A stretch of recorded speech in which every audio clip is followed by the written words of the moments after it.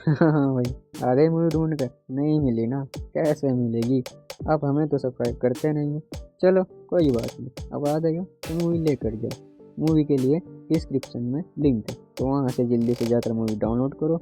और हाँ, गलती से भी लिंक कॉपी मत कर लेना। अगर लिंक कॉपी करोगे तो आप अपनी आईडी से लॉगिन हो जाओगे और आपके पास सब्सक्रिप्शन नहीं है वेबसाइट का, तो आप डाउनलोड नहीं कर पाओगे। चलो, इतनी मूवी डाउनलोड हो रही है, थोड़ा सा समझ लो मूवी के बारे में। और हाँ, सब्सक्राइब और लाइक तब करना जब मूवी पूरी डाउनलोड हो जाए, अभी नहीं। और मूवी डाउनलोड हो गई तो नई मूवी देखने के लिए जरूर सब्सक्राइब करें। तो दोस्तों, 4 साल की लंबी गैप के बाद फाइनली शाहरुख खान की एक धमाकेदार मूवी आ गई है। रोहित शेट्टी के कॉप यूनिवर्स के बाद बॉलीवुड में अब यशराज फिल्म्स का स्पाई यूनिवर्स भी बन चुका है, जिसकी लेटेस्ट मूवी है पठान। पेट्रियोटिज्म और एक्शन थ्रिलर से मिली जुली ये फिल्म न सिर्फ एंटरटेनमेंट से भरपूर है, बल्कि इसकी स्टोरी भी काफी बढ़िया है। अगर आप इस मूवी को अच्छी तरह समझना चाहते हैं तो ये वीडियो देखते रहिए। आज मैं पठान फिल्म को शॉर्ट में एक्सप्लेन करूंगा, तो आइए देखते हैं।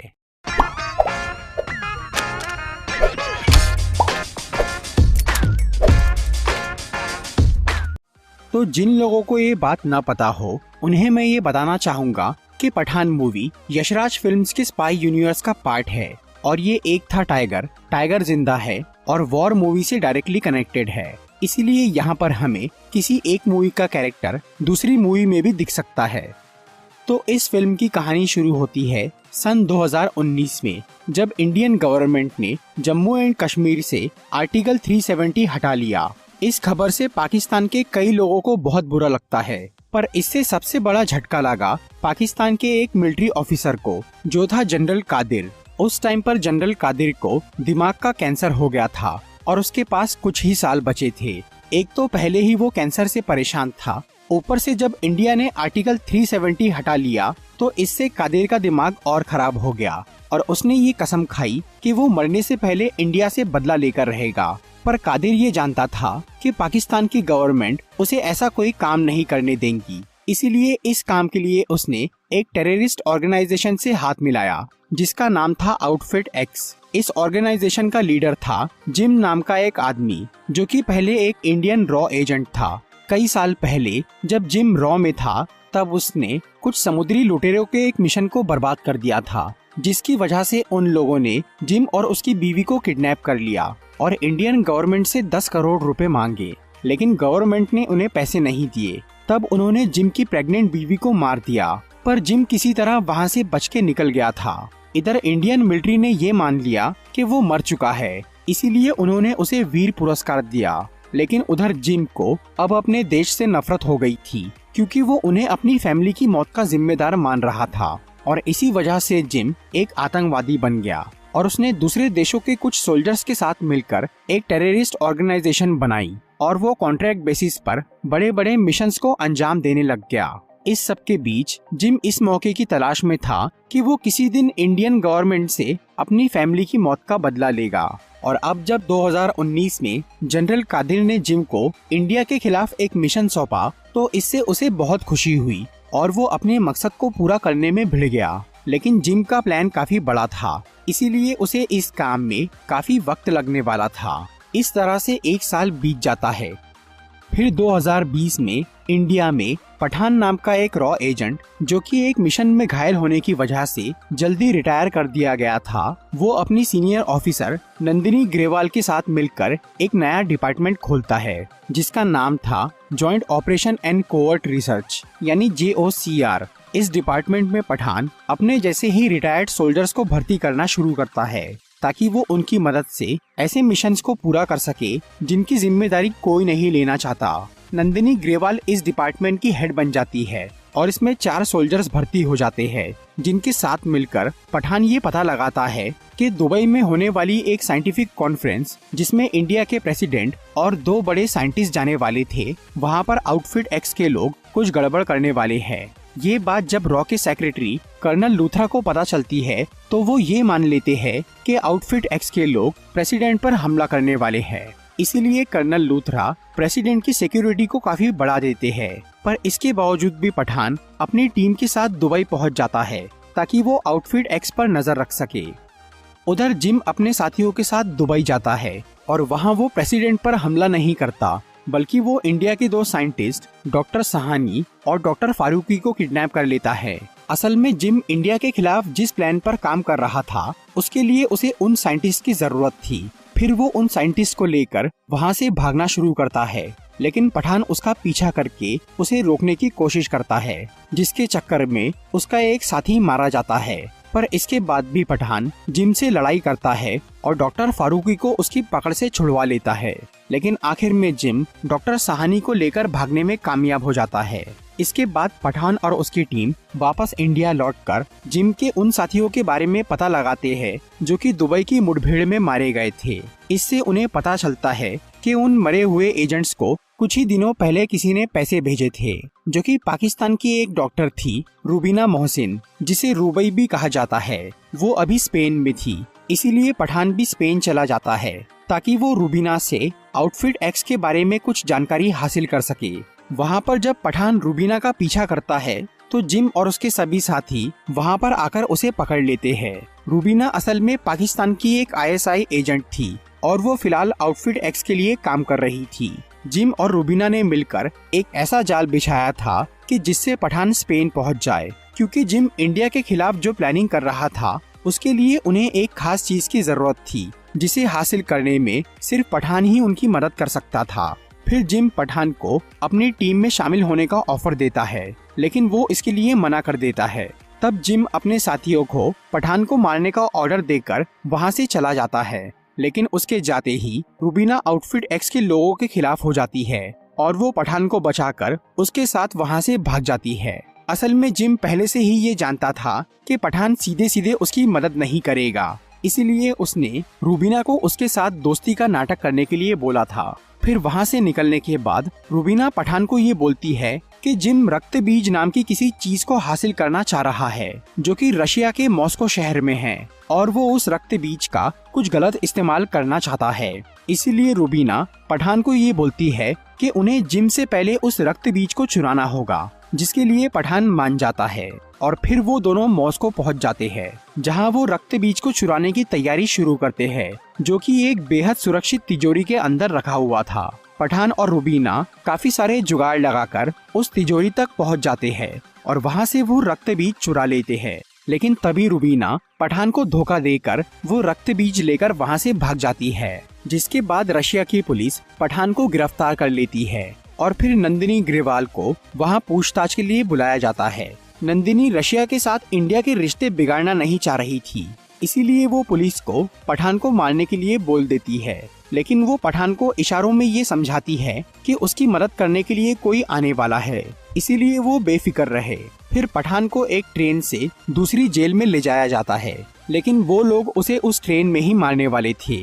फिर वहाँ मौजूद सभी पुलिस वाले और कैदी पठान को मारने की कोशिश करते हैं, लेकिन तभी वहाँ पर अविनाश सिंह राठौड़ यानी टाइगर आ जाता है, जो कि पठान के साथ मिलकर उन सबको खत्म कर देता है। इसके बाद टाइगर एक दूसरे मिशन पर निकल जाता है और पठान रशिया में ही कहीं छुप जाता है और वो तब तक वहीं रहने का फैसला करता है जब तक उसे जिम, रूबीना या रक्त बीज के बारे में सब कुछ पता ना चल जाए। इस तरह से 2 साल बीत जाते हैं। फिर 2022 में पठान को ये पता चलता है कि जिम का खास आदमी राफे अफ्रीका में एक मिसाइल खरीदने गया है, इसीलिए पठान वहां जाकर राफे को पकड़ लेता है और उसे रशिया लेकर आ जाता है। फिर वो उससे पूछताछ करता है, पर राफे को ये नहीं पता था कि जिम कहाँ है और वो उस मिसाइल का क्या करने वाला है। इसी दौरान इंडिया में नंदिनी को एक CCTV फुटेज से ये पता चलता है कि रूबीना फ्रांस के शहर पेरिस में है, इसीलिए वो रशिया जाकर पठान को ये खबर देती है और तब पठान पेरिस जाकर रूबीना से मिलता है। वो ये समझ गया था कि रूबीना जानबूझकर CCTV में आई है ताकि वो उससे मिल सके। फिर रूबीना उसे जिम का पूरा प्लान बताती है। रशिया से चुराया हुआ वो रक्त बीज असल में स्मॉल पॉक्स का वायरस था। हालांकि स्मॉल पॉक्स की वैक्सीन बहुत पहले ही बन गई थी और उस बीमारी का नामो निशान मिट चुका था, लेकिन जिम उस वायरस को म्यूटेट करके एक बेहद खतरनाक वायरस बना रहा था। इसीलिए उसने दुबई में डॉक्टर सहानी को किडनैप किया था और वो नया वायरस यानी असली रक्त बीज अब बनकर तैयार हो गया था, जो कि इतना खतरनाक था कि उससे कुछ ही देर में किसी की भी जान जा सकती थी। जिम उस वायरस को एक मिसाइल के जरिए इंडिया के किसी शहर पर छोड़ने वाला था, रूबीना को पहले ये पता नहीं था कि जिम क्या और क्यों कर रहा है। उसे ये बाद में पता चला कि जिम जनरल कादिर के कहने पर ये काम कर रहा है, जो कि खुद पाकिस्तान की गवर्नमेंट से छुपाकर ये सब कर रहा था, और इस सब में जिम का अपना बदला भी शामिल था। ये जानने के बाद रूबीना काफी डर जाती है, क्योंकि उस वायरस से करोड़ों मासूम लोगों की जान जा सकती थी। इसीलिए वो पठान से मिलकर उसे सब कुछ बता देती है। इसके बाद रूबीना फ्रांस की एक खुफिया लैब में चली जाती है, जहां डॉक्टर साहनी ने वो वायरस तैयार कर लिया था और उसे 2 ऑर्ब यानी 2 स्पेरिकल कंटेनर में रख दिया था। फिर जिम उन ऑर्ब्स को लेने के लिए वहां आता है, लेकिन तभी पठान भी अपनी टीम के साथ उस लैब में पहुंच जाता है, और तब जिम ये समझ जाता है कि रूबीना ने उसे धोखा दिया है। इसीलिए वो उन ऑर्ब्स को लेकर वहां से भागने लगता है। फिर पठान और रूबीना जिम का पीछा करते हैं, और कुछ देर की भाग दौड़ के बाद आखिर में एक ऑर्ब जिम को मिल जाता है और दूसरा पठान और रूबीना को, जिसे लेकर वो कर्नल लूथरा और नंदिनी के पास जाते हैं, जो कि उस ऑर्ब को टेस्टिंग के लिए रख लेते हैं, और रूबीना को जिम का साथ देने की वजह से गिरफ्तार कर लिया जाता है। फिर उस ऑर्ब को इंडिया के एक रिसर्च सेंटर में लाया जाता है, जहां पर नंदिनी ग्रेवाल की निगरानी में डॉक्टर फारूकी उस ऑर्ब को खोलते हैं, ताकि वो उस वायरस की वैक्सीन बना सके, क्योंकि दूसरा ऑर्ब अब भी जिम के पास था, जिससे वो हमला करने वाला था। लेकिन उस ऑर्ब के अंदर उन्हें पानी के अलावा कुछ नहीं मिलता। तभी उन्हें जिम का वीडियो कॉल आता है, जो कि सबको बताता है कि असली वायरस उस ऑर्ब के सेंटर में नहीं, बल्कि उसकी ऊपरी लेयर में ही भरा हुआ था, जो कि ऑर्ब को खोलते ही उनकी लैब में फैल गया। और उस ऑर्ब में एक ऐसी गैस भी थी जिससे सबके प्रोटेक्टिव सूट डैमेज हो गए, और वो वायरस वहाँ लैब में मौजूद सभी लोगों की बॉडी में चला गया। इसीलिए उन्हें तेजी से स्मॉल पॉक्स होने लगता है। तब नंदिनी उस लैब को पूरी तरह लॉक करवा देती है, और वो कर्नल लूथरा को उस लैब को ब्लास्ट करने के लिए बोल देती है, ताकि वो वायरस उन लोगों के साथ वहीं खत्म हो जाए। फिर उस लैब को ब्लास्ट कर दिया जाता है, जिसमें नंदिनी और डॉक्टर फारूकी के साथ कई लोग मारे जाते हैं। इसके बाद इंडियन गवर्नमेंट को जिम का वीडियो कॉल आता है, जिसमें वो बोलता है कि उन्हें 24 घंटे में कश्मीर से अपनी आर्मी हटानी होगी, नहीं तो वो अपने मिसाइल के जरिए रक्त बीज को इंडिया के किसी शहर पर छोड़ देगा। जिम और जनरल कादिर ये जानते थे कि इंडियन गवर्नमेंट कश्मीर नहीं देने वाली, इसीलिए उन्होंने वायरस को इंडिया पर छोड़ने की पूरी तैयारी कर ली थी। इधर जब पठान राफे से दोबारा पूछताछ करता है, तो उसे पता चलता है कि जिम का वो मिसाइल अफगानिस्तान में है। इसीलिए वो रूबीना और अपनी टीम को लेकर अफगानिस्तान चला जाता है। वहाँ पर वो लोग एक जाल बिछाकर जिम के साथियों को बाहर निकलवाते हैं, और वो उनके जरिए उस अड्डे पर पहुँच जाते हैं जहाँ वो मिसाइल रखा था। वहाँ पर जनरल कादिर और जिम उस मिसाइल को छोड़ने की तैयारी कर रहे थे, लेकिन पठान और उसके साथियों के आते ही वहाँ पर लड़ाई चालू हो जाती है, जिसमें कादिर रूबीना के हाथों मारा जाता है, और फिर जिम एक जेटपैक लेकर वहाँ से भागने लगता है। इसीलिए पठान भी एक जेटपैक से उसका पीछा करता है, और वो दोनों लड़ते लड़ते एक पहाड़ी पर बने कैबिन में पहुँच जाते हैं। उधर जब रूबीना उस मिसाइल को खोलकर देखती है, तो उसमें रक्त बीज नहीं था, वो मिसाइल बस ध्यान भटकाने के लिए था। तब रूबीना को जिम के एक साथी से पता चलता है कि वो वायरस का ऑर्ब दिल्ली जाने वाले एक प्लेन में रखा है, और उस ऑर्ब में कुछ देर बाद का टाइमर सेट है, जिसे रोकने का रिमोट जिम के पास है। दूसरी तरफ जब कर्नल लूथरा को ये पता चलता है कि रक्त बीज एक प्लेन में रखा है, तो वो उस प्लेन को तबाह करने का फैसला करते हैं, ताकि वो वायरस जमीन तक न पहुंच सके, और वो उस प्लेन के पीछे एक मिसाइल भेज देते हैं। लेकिन उस प्लेन में बहुत सारे पैसेंजर्स थे, जिनकी जान दांव पर लग गई थी। इसीलिए पठान उन पैसेंजर्स को बचाने के लिए जिम से लड़ाई करता है, और वो उसे रिमोट छीन लेता है, जिससे वायरस का टाइमर रुक जाता है। और तब कर्नल लूथरा उस मिसाइल को प्लेन तक पहुंचने से पहले ही ब्लास्ट कर देते हैं, जिससे सबकी जान बच जाती है। इसीलिए अब पठान जिम पर आखिरी वार करके उसे पहाड़ी से नीचे फेंक देता है। इसके बाद कर्नल लूथरा पठान को वापस रॉ में शामिल करके उसे JOCR का नया हेड बना देते हैं, और फिर वो उसे एक फाइल देते हैं, जिसमें ऐसे सोल्जर्स की लिस्ट थी जो कि समय से पहले रिटायर कर दिए गए थे, ताकि पठान उन्हें JOCR में भर्ती करके एक पावरफुल टीम बना सके और देश को बड़े खतरों से बचा सके। मूवी के मिड क्रेडिट सीन में हमें टाइगर और पठान नजर आते हैं। वो दोनों अपने काम से रिटायर होने की बात कर रहे थे, क्योंकि अब उनकी उम्र हो गई थी, पर उन्हें कोई भी अपनी जगह लेने लायक नहीं लगता। इसीलिए वो ये फैसला करते हैं कि उन्हें खुद ही वो काम करना होगा और वो किसी पर ये जिम्मेदारी नहीं छोड़ सकते। तो दोस्तों, ये थी पठान मूवी की एक्सप्लेनेशन वीडियो। अगर आपको ये वीडियो अच्छी लगी हो तो इसे लाइक और शेयर जरूर करिए और ऐसी इंटरेस्टिंग वीडियोस देखने के लिए सब्सक्राइब कीजिए हमारा चैनल और इस बेल को दबाइए ताकि आपको हमारी वीडियोस सही टाइम पर मिल सके।